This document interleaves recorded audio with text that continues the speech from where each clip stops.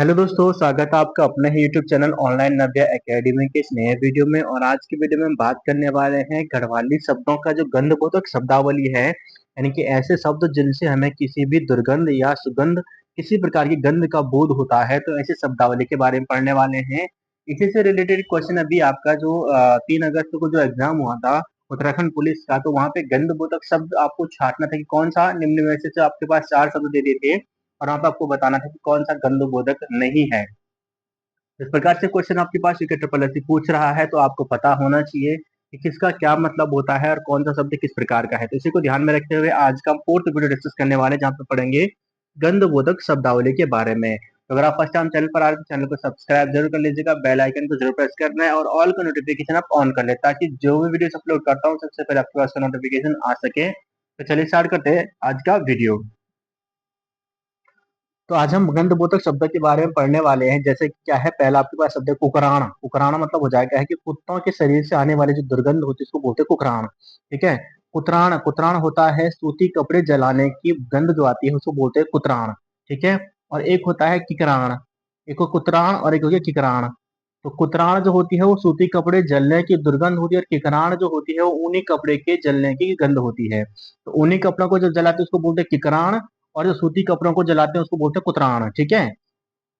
कुमरान, कुमरान मतलब कि ताजा घी बनने की जो गंध होती है उसको बोलते हैं कुमरान। ताजा घी जब बनता है, जब उसको गर्म करते हैं तो इससे आने वाली जो सुगंध या दुर्गंध होती है, सुगंध होती है उसको बोलते हैं कुमरान। ठीक है। कौखान, कौखान मतलब कि अनाज से आने वाली दुर्गंध जो होती है उसको बोलते हैं कौखान। अगला है यहाँ पे जो छौंकाण। छौंकाण मतलब जब छौंका लगाते हैं तो छौंक लगाने में जब जो गंध आती है उसको बोलते हैं छौंकाण। जराण, जराण मतलब हो गया ज्वर के कारण, जब बुखार आता है ज्वर के कारण शरीर से आने वाली जो गंध होती है उसको बोलते हैं जराण। ठीक है। टौकाण, टौकाण मतलब होता है बदबू या दुर्गंध। ठीक है, बदबू या दुर्गंध होता है टौकाण। कमलाण, कमलाण का मतलब हो गया तांबे के बर्तन से आने वाली जो दुर्गंध होती है उसको बोलते हैं हम तमलाण, यानी कि तांबे के बर्तन के तमलाण। तैलांग, तैलाण, तैलाण मतलब हो जाता है कि किसी तली हुई चीज पर आने वाली कच्चे तेल की जो बदबू होती है या गंध होती है उसको बोलते हैं तैलाण। ठीक है। अगला हम यहाँ पे बात करें, यहाँ पे खटाण। खटाण होता है छाछ या दही से आने वाली खट्टेपन की जो गंध होती है, यानी कि खट्टेपन, खटाण से खट्टेपन की गंध जो होती है खटाण। ठीक है। तो ये जो जिस भी चीज से खट्टेपन से जो भी चीज आनी है, जो भी चीज खट्टी होती है, जिससे आने वाली दुर्गंध जो होती है उसको बोलते हैं खट्टेपन, को बोलते हैं खटाण। ठीक है। या खिकराण, खिकराण होता है मिर्च या कोई तीखी वस्तु के जलने की जो गंध होती है उसको बोलते हैं खिकराण। खुटियाण या खुड़क्याण, खुड़क्याण एक छौंक होता है, कि छौंका लगाना भी जो आपके पास खुड़क्याण हो गया। और छौंक लगाने के लिए भी इससे पहले भी मैंने एक शब्द पढ़ा था जिसको हमने क्या पढ़ा था यहाँ पे, जिससे पहले जो था वो था छौकाण। छौकाण या आपके पास खुड़क्याण, तो एक ही बात है छौंका लगाना। ठीक है। खुमसाण,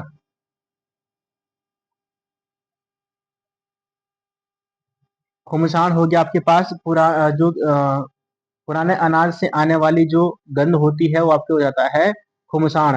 और अनाज से आने वाली एक और होती है, वो थे कौखाण। कौखाण भी हो गई और खुमसाण भी अनाज से, लेकिन खुमसाण क्या होता है वो पुराने अनाज से आती है। ठीक है। अगला यहाँ पे बात करेंगे, यहाँ पे तोमाण। तोमाण मतलब लौकी की प्रजाति की तुमड़ी की गंध जो होती है उसे बोलते हैं तोमाण। दुधाण यानी कि दूध की गंध।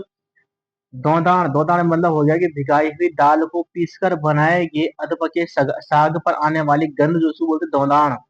धुआं, धुआं मतलब होता है धुएं की गंध जो आती है धुआं। गुआण, मल से आने वाली दुर्गंध। ठीक है। और गौतान मतलब आपके पास हो गया गौमूत्र से आने वाली गंध। पदान मतलब अधोवायु की गंध। पितलाण, पितलाण जैसे तमलाण हो गया, तमोण जो हो गया, तमलाण ऊपर पड़ा था कि तांबे से आने वाले बर्तनों से पितलाण की पीतल के बर्तन से आने वाली, पीतल के बर्तन में रखी खट्टी वस्तु से आने वाली जो दुर्गंध होती है उसको बोलते हैं पितलाण। ठीक है।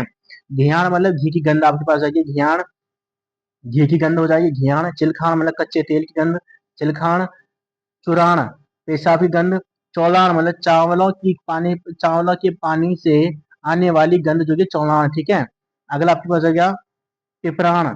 पिपराण मतलब प्याज या मिर्च या सरसों के तेल आदि से आने वाली जो तीखी गंध होती है उसको बोलते हैं हम पिपराण। फुक्याण मतलब होता है, फुक्याण मतलब जब कोई जलता है तो फुक्याण यानी कि जलने की गंध जो होती है उसको बोलते हैं हम फुक्याण। अगला आपके पास है कि बकराण, बखराण, बखराण मतलब बकरियों से आने वाली गंध हो गया बखराण। बुखलाण या लुराण, लुराण यानी कि छोटे बच्चों के शरीर से आने वाले तेल आदि की जो गंध होती है उसको बोलते हैं लुराण, ठीक है। अगर आपकी भुजाण, भुजाण मतलब किसी अनाज को भूनने पर आने वाली जो गंध होती है उसको बोलते हैं भुजाण। भूटान, भूटान मतलब छौंक की गंध, ठीक है। तो छौंक की गंध के लिए आपके अलग अलग शब्द यहाँ पे आपके पास हो गया है ना। तो छौकाण हो गया, ये भी आपके पास हो गया है ना। छौका लगाना होगा आपके पास, भूटान हो गया। तो ये आपके पास आ गया छौंक की गंध।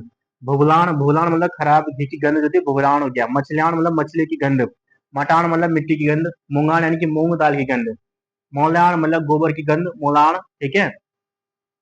सड़ियाण, सड़ियाण मतलब हो गया सड़ी हुई वस्तुओं से आने वाली दुर्गंध। सिलपान मतलब सीलन, सीलन की गंध होती है। सुमरियाण, सुमरियाण मतलब अरसा, पकौड़ी आदि आदि बनाते समय आने वाली तेल या खुशबू जो होती है सुमरियाण, ठीक है। और हल्दियाण मतलब हल्दी की गंध, हल्दी की गंध, ठीक है, ठीक है। एक होता है कचाण, कचाण होता है कचाण, ठीक है। तो कच्ची जो होती है यानी कि कच्चे या अधपके खाने से आने वाली जो गंध होती है उसको बोलते हैं कचाण, ठीक है। किकराण यानी कि ऊनी कपड़े जलने की गंध होती है। और किड़ाण, ठीक है, किड़ाण, ये होता है किड़ाण। किड़ाण मतलब होती है कि बालों के जलने या बाघ से आने वाली गंध जो होती है तो वो किड़ाण, ठीक है।